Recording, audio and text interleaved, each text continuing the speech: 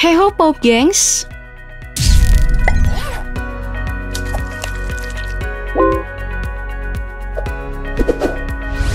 Kalau kamu masih ingat, di beberapa waktu kemarin mahasiswa Indonesia tuh lagi panas-panasnya soal disahkannya RUU Cipta Kerja yang dianggap mendadak. Saking keselnya, banyak tuh video-video yang diupload untuk mengecam hal tersebut, seperti yang dilakukan oleh BEM UI ini.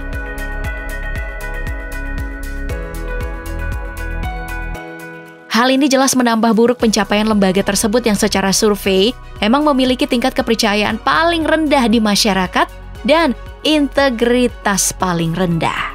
Hal ini saya emang miris banget ya. Soalnya kewenangan DPR ini gak main-main loh. Karena mencakup penyusunan undang-undang, menyusun anggaran atau APBN, dan mengawasi kerja pemerintah. Untuk mengerjakan tugasnya, para anggota dewan kita yang terhormat ini membagi diri ke dalam komisi-komisi.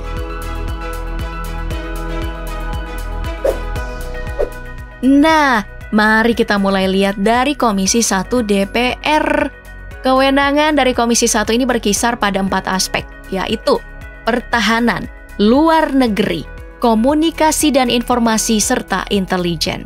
Salah satu hal yang pernah viral dari komisi ini adalah seteru dari Ketua Komisi 1 saat ini, Meltia Hafid, dengan Kementerian Pertahanan soal pengangkatan Deddy Corbuzier sebagai letkol tituler. Meltia Hafid bilang kalau keputusan ini nggak pernah dibicarakan sebelumnya dan tidak transparan. Nah, Komisi 1 ini juga nih tempat bernaung dari Fahyakun Andriadi, kader Golkar yang harus terkena vonis 8 tahun penjara tuh sebab proyek pengadaan satelit monitoring Badan Keamanan Laut yang merugikan negara hingga 54 miliar rupiah.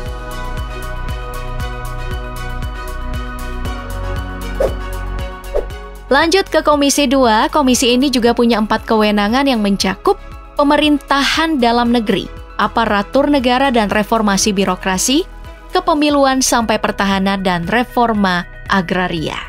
Komisi ini ya pernah viral banget sebab kasus mega korupsi IKTP. Komisi 2 lah yang kemudian menyetujui anggaran fantastis dari proyek tersebut yang mencapai 5,9 triliun rupiah.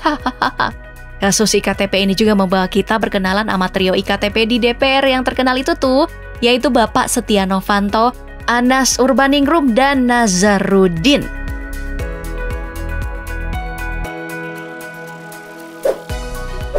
Komisi 3, kewenangan yang meliputi bidang hukum, HAM, dan keamanan.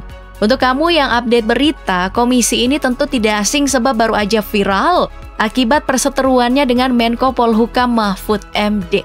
Seteru keduanya berlangsung panjang, mulai dari panggilan Mahfud MD soal dugaan transaksi mencurigakan senilai 349 triliun rupiah di wilayah Kementerian Keuangan, sampai rapat berlangsung panas dengan tudingan Mahfud MD soal anggota DPR makelar kasus. Sering di DPR ini aneh, kadang-kadang marah-marah gitu, nggak taunya Markus dia. Kalau dilihat dari respon netizen nih, banyak yang memihak Mahfud MD ketimbang DPR. Semoga aja sih masalah ini bisa berlangsung terus ya sampai diungkapnya transaksi mencurigakan fantastis tadi. Oh iya, Ketua Komisi 3 saat ini Bambang Pacul juga viral saat tersebut persoalan spill-spill kalau anggota DPR mesti manut sama ketua partainya.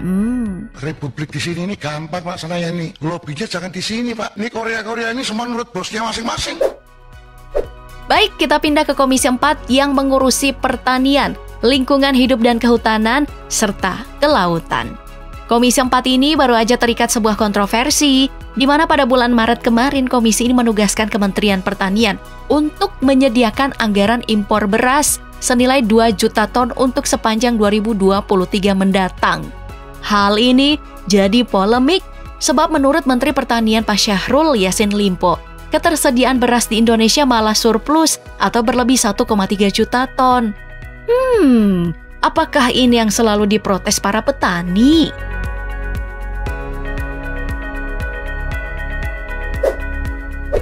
Ke Komisi 5, kalau yang ini punya 5 macam kewenangan, mulai dari infrastruktur, transportasi, daerah tertinggal dan transmigrasi, meteorologi, klimatologi, dan geofisika, sampai pencarian dan pertolongan. Nah, mendengar kata infrastruktur yang emang jadi tagline utama pengerjaan periode kepresidenan Pak Jokowi, komisi ini jadi yang paling basyah. Di tahun 2016 kemarin, ketua komisinya yaitu Damayanti Wisnu Putranti dijerat 6 tahun penjara karena korupsi 8,1 miliar rupiah dalam proyek infrastruktur. Parahnya lagi di tahun 2021 kemarin, masih ada 36 kasus lainnya yang semoga aja bisa diusut dan diketahui biang keladinya.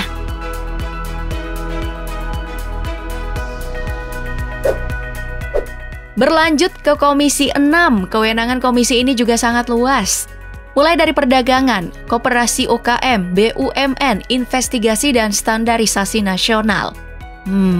Yang seru dari komisi ini dan baru-baru aja terjadi adalah momen anggota komisinya yaitu Andre Rosiade naik pitam sebab impor KRL bekas dari Jepang yang dilakukan PT KAI. Dalam penuturannya, Andre Rosiade menuding kalau laporan yang diberikan ke Komisi 6 banyak salahnya, utamanya soal produksi kereta api dari PT Inka yang merupakan perusahaan dalam negeri yang dianggap nggak bagus dan lebih baik kereta bekas Jepang. Hal ini jelas salah ya menurut Andre karena kereta produk Inka masih banyak digunakan dalam negeri hingga sekarang.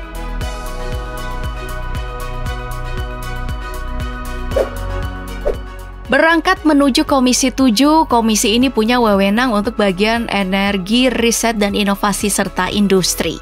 Kamu pasti masih ingat dengan kasus terbakarnya Depo Pelumpang, Jakarta. Nah, Komisi 7 adalah salah satu pihak yang punya bagian untuk komentar nih. Pasca kejadian, komisi ini mengarahkan untuk dilakukannya audit menyeluruh serta penegasan soal buzzer zone atau batas aman jarak pemukiman ke warga. Dari kasus Pelumpang, gimana nih? Lanjut ke Komisi 8, ranah kerjanya mulai merembet nih ke hal-hal sosial. Di komisi ini kewenangannya ada 4, mulai dari agama, sosial, kebencanaan, hingga pemberdayaan perempuan dan perlindungan anak. Di tahun 2022 kemarin, komisi ini jadi yang paling banyak diberi tepuk tangan sebab disahkannya Undang-Undang Tindak Pidana Kekerasan Seksual pada tengah 2022. UU ini juga penting karena sudah mangkrak selama 6 tahun. Padahal secara kasus TPKS Indonesia mah sampai ribuan kasus per tahun.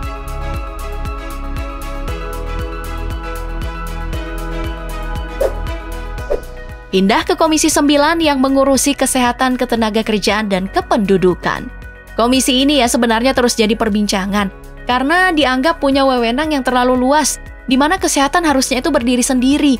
Apalagi Indonesia emang butuh pengawasan dalam bidang kesehatan yang lebih paten, sebab negara kita menduduki peringkat ke-91 dalam segi dunia kesehatan dunia, jauh dari negara tetangga Singapura yang berada di peringkat 2.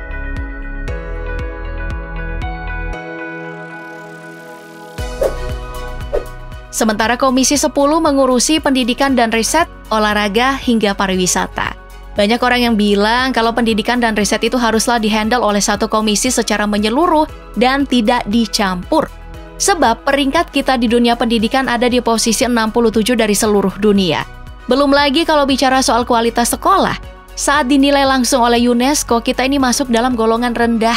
Sebab rendahnya kualitas guru, rendahnya kesejahteraan guru, rendahnya pemerataan pendidikan, rendahnya prestasi siswa, dan rendah-rendah lainnya.